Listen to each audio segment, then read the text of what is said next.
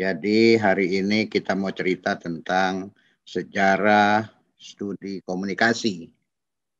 Wabil khusus nanti adalah sejarah kombang, komunikasi pembangunan. Ya, nanti saya giring dulu tentang keilmuan, ya, studi ilmu komunikasi. Lantas aplikasinya adalah kombang, aplikasi di komunikasi pembangunan, komunikasi supporting pembangunan, penunjang pembangunan. Karena pembangunan itu tanpa adanya keran, dialog, maka komunikasi itu cenderung satu arah dan itu kadang-kadang tidak membangun interaksi sosial. Yang terjadi adalah hanya pembangunan fisik.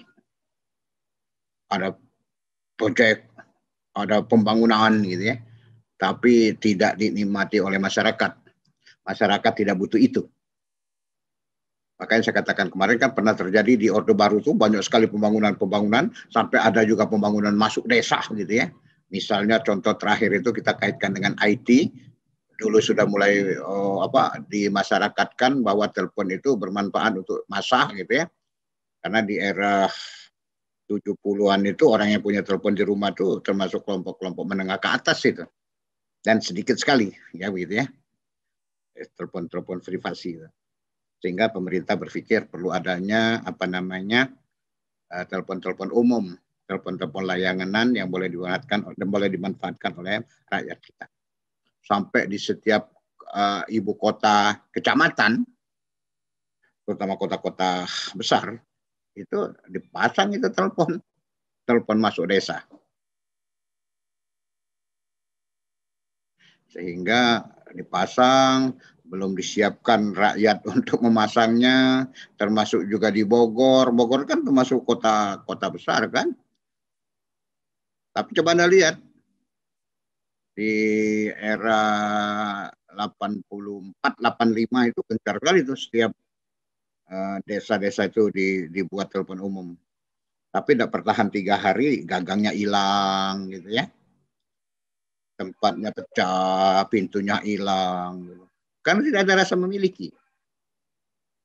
Budaya antri nggak ada, berjam-jam anak muda pacaran.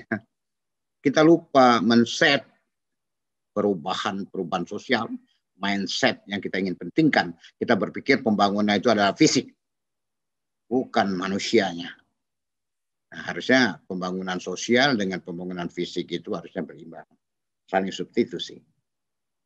Nah, nanti kita lihat di mana posisi komunikasi itu untuk menyampaikan sebagai keran, ya, keran komunikasinya pemerintah, tapi dia berpihak kepada pengguna, kepada receiver, bukan kepada source, ya, sebagai seorang yang melakukan pelaku pembangunan. Harusnya mulai perencanaan pembangunan rakyat juga diajak. Ada nggak nuansa-nuansa perencanaan pembangunan? Baru-baru sekarang aja, ya. Setelah runtuhnya Orde Baru, kita berpikir perlunya ada perencanaan dari bawah, musrenbang gitu ya, diturunkan dari bawah naik ke atas bertahap, nanti ke atas disepakati sebagai pembangunan nasional, gitu ya.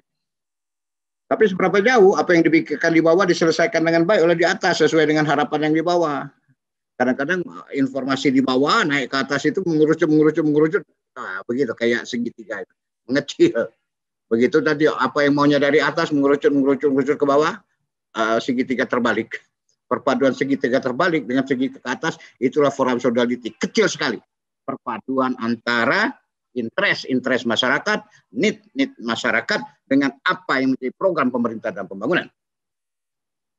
Sehingga mulai muncul kerja-kerja Departemen Penerangan, ya kan, Kementerian Komunikasi Informatika untuk mensupport gitu. Apalagi sekarang sudah ada otonomi daerah kan, muncul kerajaan-kerajaan kecil yang di level lokal, kabupaten kota. Kalau provinsi namanya level regional. Iya kan, regional, gubernur itu kan dipilih tuh, muncul lagi tuh pemimpin-pemimpin kecil gitu ya, pemimpin di bawahnya, ya. Membangun kekuasaan, membangun kewenangan. Sehingga mereka membuat suatu aturan-aturan yang boleh saja otonomi daerah. Kecuali ada 17 hal kan yang tidak boleh diatur oleh daerah gitu kan. Tapi ke-17 kebijakan itu atau keseluruhan kebijakan itu haruslah disepakati dengan legislasi mereka. Ya, legislasi mereka DPRD tadi, tingkat provinsi, tingkat kabupaten kota misalnya, melahirkan suatu kesepakatan, jadilah programnya si bupati, programnya si wali kota, programnya gubernur gitu ya. Nah, apakah mekanisme itu harusnya semakin mengerucut kan? Munculnya komunikasi itu partisipatif tadi, kombang, komunikasi pembangunan. Ternyata enggak juga, Anda lihat saja. Kabupaten Bogor, Kota Bogor, gitu. Masih banyak itu kan rakyat-rakyat dari desa mana mendatangi Pemdanya, gitu. Demonstrasi, demo itu ciri-ciri komunikasi yang tersumbat. Nah, ini salah satu problem ya bagi kita dalami lah nanti komunikasi yang seperti apa yang harus kita pikirkan sebagai aplikasi kombang itu. Nah, supaya Anda lebih paham secara teori, saya akan mengajak menceritakan kepada Anda studi ilmu komunikasi itu sendiri. Kita sangat clear, komunikasi itu adalah Butsarman. Ya kan? Kalau di teori Maslow, kebutuhan dasar manusia, dia kebutuhan dasar tuh Butsarman, kebutuhan dasar manusia. Butsarman. Sandang, pangan, papan, ya kan? Seks, energi, informasi. Siapa menguasai informasi, dia menguasai dunia kok. Nah, jadi informasi itu suatu kebutuhan. Sama misalnya kalau paradigma ketinggalan HP. Gitu. Oh, kalau di kampus itu rasanya kayak ada sesuatu yang hilang atau asing. Wah, nanti kalau ada informasi mana nih? Seolah-olah ada yang tertinggal. Karena kebutuhan. Ya, sekarang sudah mulai dia menggunakan sebagai alat-alat gitu ya. Makanya dikatakan kegiatan-kegiatan komunikasi itu merupakan suatu kebutuhan. Mulai dari Anda lahir saja, Anda butuh komunikasi untuk menyampaikan apa maunya Anda. Keluar dari rahim orang tua, lapar perut, Anda nangis. Si ibu Anda mulai paham, oh kalau nangis ini dia lapar, oh nangis ini dia sakit, oh ini orang tua mulai adaptif. Ya kan nggak bisa dia ngomong kan, bisanya nangis. Tapi nangis itu memberikan sesuatu isyarat. Kan komunikasi itu adalah signal, ya kan pesan itu kan ada signal, ada kode. Nah, itu yang harus Anda dalami dengan baik untuk membangun kesamaan makna. Persepsi itu kan ada di kepala masing-masing orang. Tapi dengan semakin dia melakukan terus-menerus interaksi sosialnya, dia akan paham apa, pesan apa, substansi pesan yang bagaimana yang disampaikan itu. Sehingga komunikator yang baik itu dia sangat paham karakter komunikannya. Nah, jadi pelajari begitu ya. Karena komunikasi itu akan nyambung kalau Anda sudah berinteraksi, ya minimal ada interaksi statis dulu. Ada dinamika dulu lah.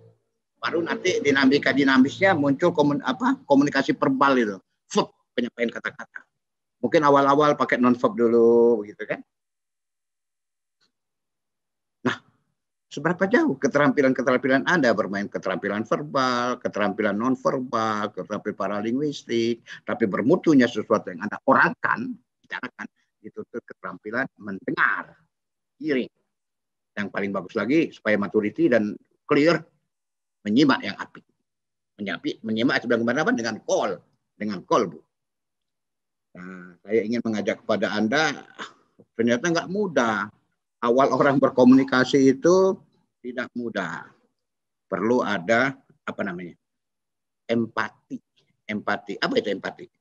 Empati itu kekuatan, kemampuan, kapasitas yang clear di source. Source itu artinya orang yang akan mempengaruhi ya. Sumber itu ada sumber pesan orang yang mempengaruhi. Yang sangat clear untuk dia memposisikan dirinya, memproyeksikan dirinya, menyamakan kedudukan dirinya, interpretasi pikirannya, perasaannya dengan komunikan itu sendiri. Namanya empati. Nah, kalau sudah muncul empati, orang akan menerima Anda dengan baik. Kalau Anda diterima dengan baik, maka kata-katamu akan dicerna, akan didengar juga dengan kerelaan yang tinggi. Komunikasi yang baik itu kan komunikasi yang mau didengar orang. Komunikasi baik itu orang ikhlas mendengarkan dan nanti orang memberikan respon terhadap sesuatu yang disampaikan. Makanya komunikasi yang baik adanya ada S menyampaikan M kepada R lewat saluran apa untuk di feedback, diumpan balik sebagai stimulus tadi sebagai respon. Nah, hal-hal seperti ini memunculkan apa? Elemen-elemen yang perlu Anda dalami dengan baik. Nah, ini yang kita ingin belajar pada Anda, mempelajari proses kemarinnya, mempelajari model, bagaimana kita ingin melihat komunikasi itu sendiri sehingga bisa didalami dengan baik. Nah, tentu hal-hal seperti itu akan lebih menyentuh kalau sejarahnya Anda paham. Secara ilmu komunikasi tersebut. Ilmu komunikasi, studi komunikasi sama tuahnya dengan umur manusia. Maka dikatakan sejak manusia lahir tentu sudah ada komunikasi. Tapi saat dia menjadi ilmu, dipelajari, dibukukan, diriset, di aplikatif, prinsip-prinsipnya digali, ya, dan jadi ilmu, itu dimulai sejak Fisher, ya, menuliskan hasil-hasil risetnya, ya, sekitar tahun 1978.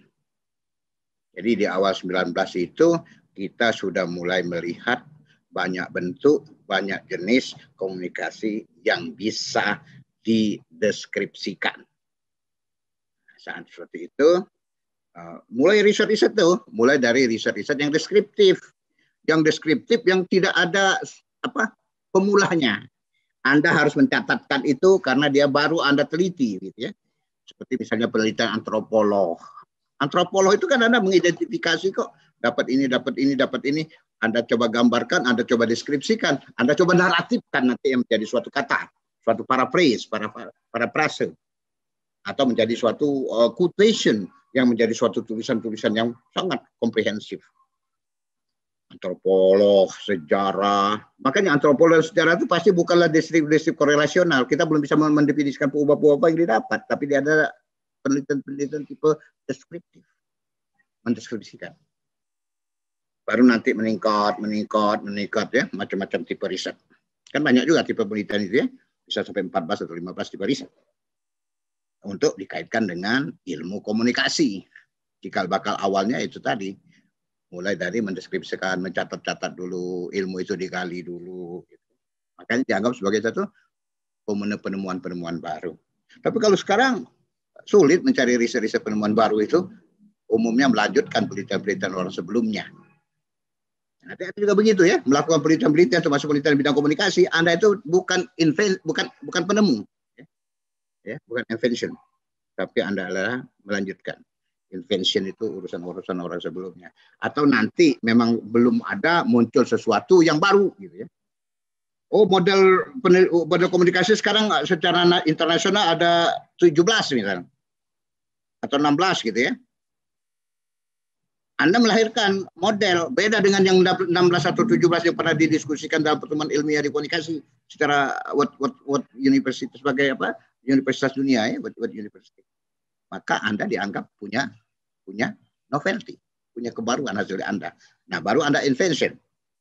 Tapi kalau Anda menggabung-gabungkan, merangkaikan teori-teori orang yang sebelumnya, Anda adalah melanjutkan. Itu maksud saya. Jadi untuk itu, makanya nanti proposal penelitian Anda, baik di bidang komunikasi maupun di bidang komoditas atau teknik keilmuan yang lain, Anda pasti memulainya dengan membangun latar belakang, melihat data, melihat fakta, melihat informasi sebelum-sebelumnya untuk Anda gali. Ada problem-problem apa yang bisa dijadikan? Bukan problem Anda banyak. Problem riset, masalah penelitian S1 kau kan gitu. Untuk itu kadang-kadang Anda dituntut perlu adanya supervisor, pendamping, ya kan, pembimbing skripsi Anda. Misalnya. Nah, ilmu komunikasi ini membangun suatu disiplin ilmu riset juga. Malah dia bersifat interdisiplin. Boleh dikait-kaitkan dengan mata kuliah keilmuan yang lain. Nanti di aspek lain ada salah satu variabel atau hampir 40% variabel ada komunikasi. Saya di tahun 2000 berapa kemarin itu? 14 apa 13 ya, itu membimbing anggota, supervisor anggota di anak S2-nya UI, komunikasi ya di sana. Dia melakukan riset membangun karena ada satu konsep anak dokter ini, ya mahasiswa kedokteran ini ingin melihat komunikasi terapeutik antara dosen pasien untuk membangun kesembuhan. Emang mudah membangun obat terapeutik. Padahal ngomong dengan pasien aja, kalau pasiennya penyakit berat, boro-boro dia mau merespon. Mendengar pun yang kita dengar rintihan sakitnya kan gitu. Nah, nanti ada teori-teori yang itu. Anak itu sekarang udah doktor. Spesialisnya ada, kemudian dia ilmu komunikasinya, dia doktor di bidang komunikasi. Jadi boleh, silakan saja. Ya. Di IKK, di Gizi, itu banyak tuh orang-orang dari dokter di Gatot Subroto kuliah di kita, ngambil tentang gizi. Kan boleh aja interdisiplin kok. Jadi kalau sudah S2, S3 itu silakan menjurus kepada keahlian Anda, pekerjaan Anda yang butuh riset apa. Nah, dalam ilmu-ilmu itu kan begitu. Hasil riset Anda itu menunjukkan Anda ahli di bidang itu. Nah, kembali kepada ilmu komunikasi. Jadi secara keilmuan dia baru ada di abad ke-19. Dimulai dari orang-orang, kita ini suka imitasi, niru. Orang-orang bule datang ke Indonesia, wah, menganggap mereka paling hebat, datang ke Kalimantan, datang ke pedalaman, lakukan riset antropolog, ada in-depth interview dengan suku-suku lokal. Kita aja belum tentu diterima ke orang lokal di sana. Nah, gitu. Sehingga ada kiat-kiatnya, ada trik-triknya itu, ethnographical historis, ya, etnografi, riset historis itu nggak mudah. Kadang-kadang malah si peneliti Eropa itu kawin dulu dengan kepala suku gitu ya. Jadi ini mudahnya untuk mendapatkan informasi setiap terjadi interaksi sosial. Lulus baru dia pulang lagi ke Eropa. Karena kan harus betul-betul melihat, kalau Anda cuma sekali datang, dapat informasi itu, dianggap sudah bangga dapat informasi riset. Jangan-jangan itu lip service, karena menghargai tamu. Mulailah sesuatu itu yang bagus-bagus disampaikan.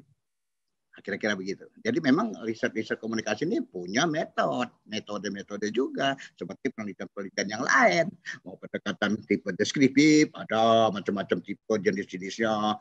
Mau tipe eksplanasi, menjelaskan, to predict, memprediksi, untuk melihat korelasi, melihat pengaruh, melihat kausalitas, atau melakukan suatu in-depth yang mendalam, misalnya kan melakukan survei yang langsung action riset. Anda di sana, Anda bekerja bersama, Anda menuliskan hasil-hasilnya. Atau yang bersifat mengontrol hasil. Ada kan tipe-tipe mengontrol hasil itu, misalnya tipe-tipe riset eksperimental. Komunikasi bisa melakukan itu? Bisa. Bukan kerja anak peternakan, anak pertanian di lab mereka. Kita juga bisa memberikan perlakuan terhadap media-media yang kita gunakan, misalnya media komunikasi misalnya kan, atau metode atau teknik, boleh aja. Sekarang komunikasi sudah sangat berkembang. Itu maksud saya. Dimulai di abad ke-19. Dimulai dari bagaimana membangun nuansa-nuansa interaksi politik. Nuansa-nuansa interaksi pemerintahan. Kalau politik kan saling mempengaruhi, membangun kepentingan. Kalau sama kepentingan, yuk kita satu grup. You in group, saya in group. Nah, sampai sebegitunya ya kita melakukan riset-riset itu sendiri. Sampai nanti berkembang, bukan fisik-fisik aja yang dievaluasi, psikologik komunikasi pun, psikisnya komunikasi pun dipeliti. Mulanya ilmu-ilmu psikologik dikawinkan dengan ilmu komunikasi. Nah, sekarang banyak sekali kalau Anda baca handbook riset hasil penelitian bidang komunikasi, malah bisa ada interpersonal communication, handbook riset bla bla bla bla internasional gitu ya. Ada yang psychological, ada yang eksperimental, ada survei, macam-macam. Nah, artinya nanti kalau Anda tertarik melakukan riset di bidang komunikasi ini, sudah banyak sekali orang-orang meneliti. Anda baca, Anda dalami lah itu jurnal-jurnal orang itu sendiri. Sehingga ada terbuka pikiran kita, terbelalak mata kita, di mana posisi kita ingin melanjutkan. Nah, tentu cari dulu dong masalah penelitian yang kira-kira kalian las itu. Nah, pertanyaan saya, di mana mendapatkan masalah itu kalau sudah Anda membaca hasil jurnal orang di bidang komunikasi? Di mana Anda bisa dapatkan? Enggak, siapa yang bisa bantu? Di mana bisa kita dapatkan? Anda baca semua, habis waktu kita.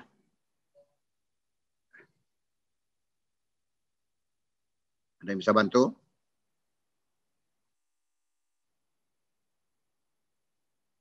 Lutfi, mana Lutfi? Lutfi Hanafi. Di mana Lutfi? Ya? Halo? Di Google, suaranya Pak. Nggak ada. Hah? Ya, waalaikumsalam. Gimana Lutfi? Halo Lutfi. Di Google, iya dapat nih, dapat. Anda capek baca depan laptop, Anda print. Di mana mendapatkan masalah itu? Kan ada 10 halaman Anda dapat di Google itu. Di mana Anda bisa menemukan masalahnya? Itu kan di pendahuluannya, Pak. Apa? Di pendahuluan itu menceritakan apa? Latar belakangnya biasanya, Pak, sama tujuan penelitiannya. Itu kan penelitian dia. Akan mungkin Anda mendapatkan itu minimal misalnya di rekomendasi. Kan suka ada kesimpulan dan saran. Di simpulan ada sesuatu yang belum tercapai, muncul masalah. Atau ada saran, perlu penelitian anu, yang dalam penelitian dia masing-masing memiliki keterbatasan. Kalau di latar belakang itu sangat komprehensif kok, isinya itu 3 latar belakang itu. Pertama, signifikansi, mengapa itu penting diteliti. Sangat urgen dia. Mengapa ini yang terpenting diteliti? Ini datanya, ini dibandingkan dengan data 2 tahun yang lalu dengan sekarang misalnya. Atau data sekarang dibandingkan yang ideal, yang seharusnya ada. Atau informasi-informasi dia probing. Atau misalnya dia apalagi lokus yang menyatakan itu juga menjadi sesuatu problem. Kan boleh. Nah, nanti signifikansi, urgensi, tadi satu lagi, kebaruan, novelty. Banyak Anda rangkum, kira-kira ini baru, ini dan ini belum diteliti orang. Kalau aspek ini dan ini sudah diteliti orang, namanya novelty. Nah, novelty ini membangun rumusan masalah. Kalimat tanya, nanti bangun kalimat pernyataan dalam tujuan. Ada masalah nggak di situ? Nggak ada. Ada juga masalah penelitian orang itu. Anda tiru penelitian orang itu, pengulangan. Artinya peneliti itu atau Anda itu tidak bermutu. Itu. Makanya harus mencari riset-riset yang Anda minati. Muncul gagasan-gagasan sesuatu, Anda telusuri datanya, Anda improvisasi lah. Anda kontemplasi lah. Berpikir kritis dan sedikit bandel. Apa iya? Apa benar itu mencari problem segala macam? Dengan Anda dialog-dialog itu, dan untuk menjustifikasi itu clear atau tidak, kalau sudah dapat bimbingan, datangnya pembimbing, tanya pembimbing. Kira-kira kode gimana Pak? Bagus nggak Pak? Gini-gini. Nah, sehingga Anda semakin cerdas membangun rumusan masalah. Jadi saya ingin simpulkan bahwa rumusan masalah aja tidak instan. Macam 10 buku, baca 50 buku, dapat masalah. Belum tentu. Kalau Anda tidak kritikal melihat sesuatu. Dan nanti Anda mensintesis itu, lahirlah masalah ini. Kebaruannya ini. Teori dasar ilmu komunikasinya ini. Kalau Anda nanti lulusan komunikasi. Misalnya. Kalau ada lulusan yang poba-poba yang lain, misalnya berkaitan dengan kedokteran hewan, silakan. Berkaitan dengan AGH, misalnya. Pertanian, silakan. Mungkin di sana ada gapnya komunikasi yang baru diteliti sebagai suatu variabel. Boleh-boleh aja. Nah, saran saya karena dia bukan insan, dia develop. Kalau Anda sekarang sudah mulai punya ide-ide sekatu, ingin menggagas suatu penelitian, dari sekarang kan sudah mulai milih-milih pembimbing, sudah mulai mendekati referensi. Nanti kalau sudah ada waktu untuk mendaftarkan nama pembimbing, Anda bisa mengusul. Kan boleh sekarang mengusulkan. Soal diterima atau tidak itu urusan prodi ya. Tanggung jawab program studi. Nah, ya kira-kira begitu ya Lutfi ya. Baca di simpulan dan saran. Kadang-kadang rekomendasi yang baik dan memberikan satu argumentasi riset-riset berikutnya. Lantas apa lagi? Buku yang baik itu suka ada di bagian belakang namanya glosarium. Ada nggak ubah-ubah konsep-konsep yang ada identifikasi? Pasti dia tulis tuh glosariumnya. Atau ada paling akhir itu sebelum pusaka itu suka ada indeks. Oh, ini loh tentang data ini, tentang kata ini. Ada di halaman sekian. Nah, yang Anda baca kan halaman-halaman sekian itu kok. Enggak semua buku itu Anda baca, habis waktu kau. Anda diminta untuk lulus 4 tahun. Habis kan. Kecuali Anda ingin lama-lama menguatkan diri di perguruan tinggi. Nah, jadi harus bisa menjadi pembaca yang cerdas. Harus punya nuansa-nuansa mencatat. Anda bukanlah STM, ya. Anda perlu STM. Anda bukan long term memory, LTM. Catat. Makanya budaya kuliah daring pun kalau yang penting-penting Anda catat. Anda telusuri kepada referensi, kan begitu. Bukan sekadar mejeng gitu ya. Sekarang nggak apa-apa mejeng, nanti saya berapa menit lagi suruh foto ini, foto kehadiran. Jadi jangan tunjukkan saya simbol app, simbol gambar, simbol karikatur. Saya nggak butuh kok. Saya butuh ini adalah interaksi verbal yang langsung tatap muka. Tapi di sini ada tatap gambar, tatap simbol, tatap kode. Nama sudah ada, tapi gambarnya nggak paham nih gambar siapa. Bisa nggak memunculkan gambar semua ini? Karena kita maunya tatap muka. Sehingga saya tahu persis nih siapa-siapa yang hadir gitu ya. Saya sambil muter-muterin dulu, saya sambil catat absen nih. Makanya siapa yang nggak dengar, siapa yang hanya simbol, saya ragu. Ya, saya udah ingetin ini kuliah saya nggak nutup gambar, saya tutup orangnya gitu. Nah, begitu ya tentang komunikasi itu. Jadi mungkin nanti sudah mulai banyak nih meneliti aspek-aspek komunikasi ini sendiri. Lebih-lebih dengan semakin pesatnya IT. IT kan tahu kan? Informasi teknologi, perkembangan teknologi. Ya kan, informasi komunikasi itu TIK. Nah, itu semakin menuntut ladang-ladang penelitian berikutnya. Lebih-lebih sekali ITI itu sudah pada hibrid media terbarukan.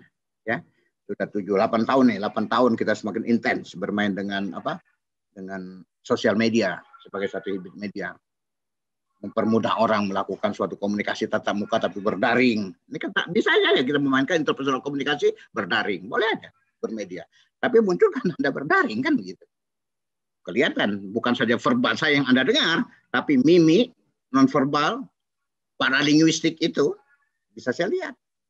Karena efektif tidak menyampaikan itu bukan sekadar verb, ya kan? Komunikasi yang bagus, mana persen yang sama itu bukan sekadar verb. Verb itu keterampilan orang itu hanya 7% mempengaruhi orang. Non-verb itu peneguhan itu menjadi 55%. Dan intonasi saya ngomong ini ditambah 4 yang lain di paralinguistik itu memperkuat 33%. Efektifness komunikasi. Nah, begitu kira-kira. Jadi kita pada nuansa, tidak pada riset. Oh, saya ingin in-depth masing-masing elemen. Boleh. Melihat kepada sumber, apa betul sudah punya kompetensi, apakah kredibilitasnya masih dipertanyakan. Sudah jadikan aspek riset di sana. Oh, karakteristiknya perlu kita tahu, ciri-ciri si responden, source itu boleh. Nanti di level pesan, tadi saya bilang, code-nya mau dilihat atau signalnya mau dilihat, substansinya mau dilihat atau kontekstuasinya mau dilihat. Kan kita ingin melihat makna pesan atau desain pesan yang mau kita bangun misalnya. Ordinansa channel, kita ingin melihat medianya kah? Metodenya kah? Tekniknya kah? Atau IT, software hardware-nya? Atau nanti dilihat level penerimaan. Misalnya kan kesiapan si receiver gimana? Coba Anda baca bukunya Berlo, Membangun Fidelity, ketepatan dalam berkomunikasi. Itu bisa dilihat komprehensif setiap elemen, bila di-in-depth mendalam di setiap satu elemen. Boleh. Tergantung Anda membuat skop riset Anda.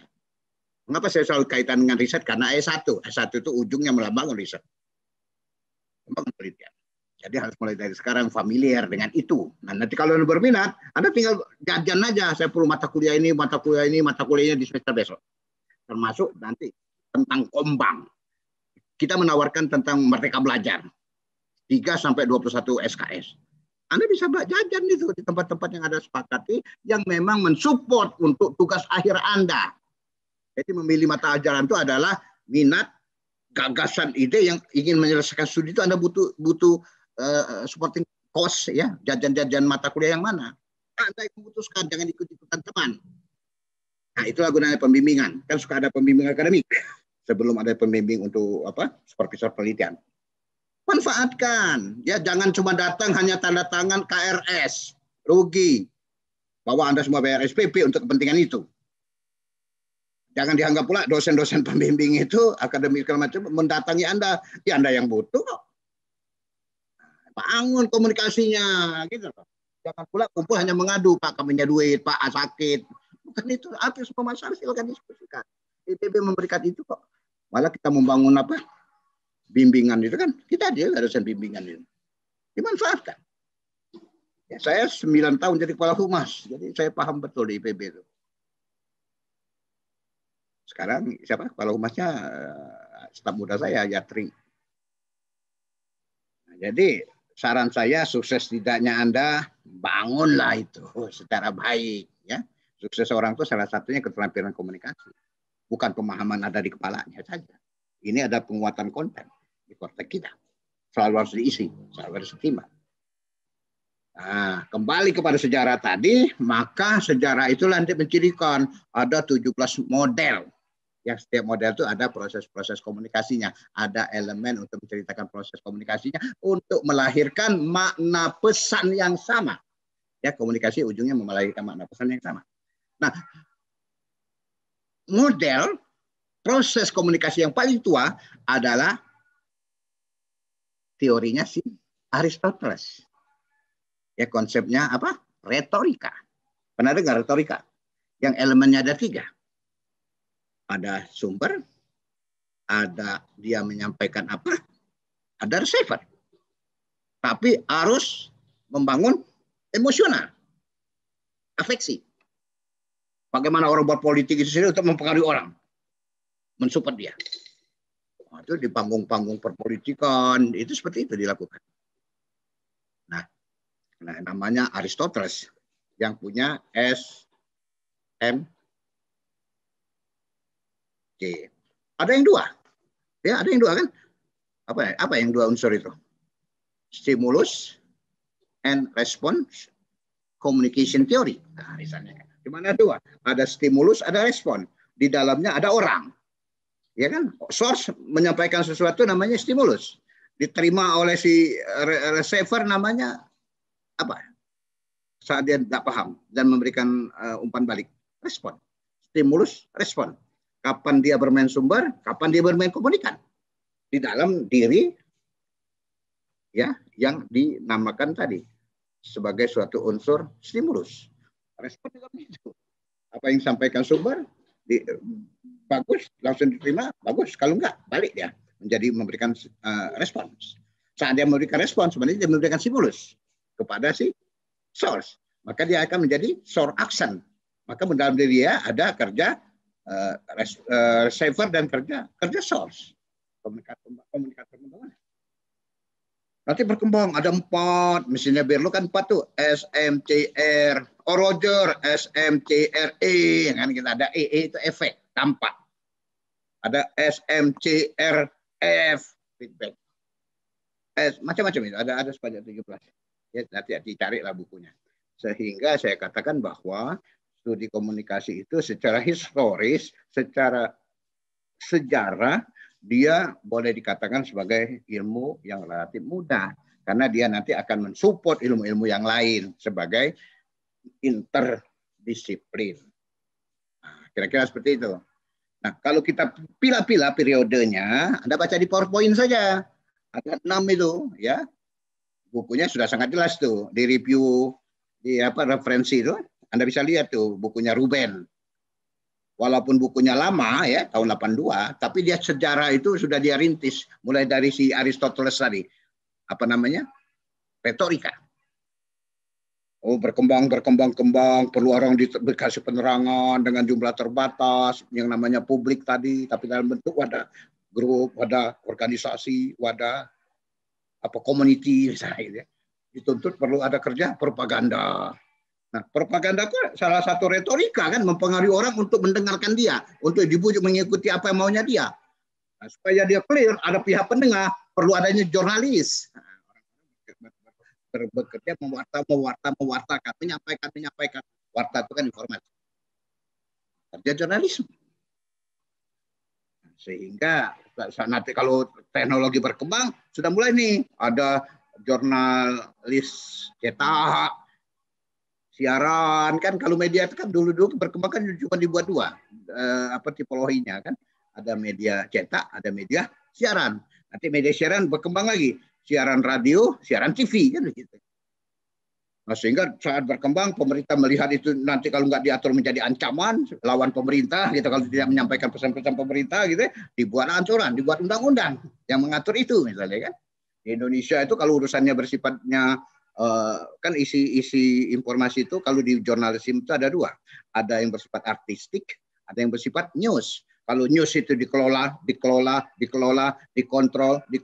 oleh Dewan Pers.